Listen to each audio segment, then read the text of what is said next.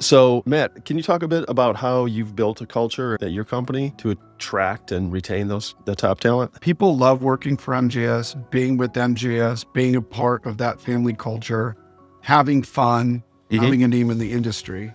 But that's also the challenge when you have leaders or new leadership coming in.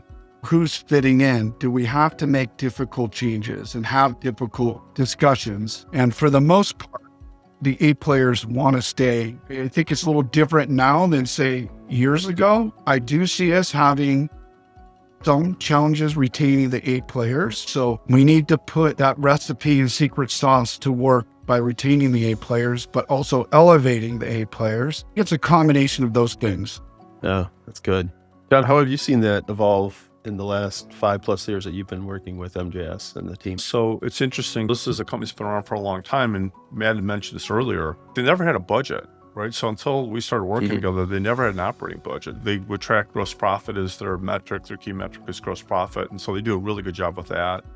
They put the technology to track that really well, but an overall budget and then the accountability to the budget was relatively new. Everybody there are great people. They're great to interface with.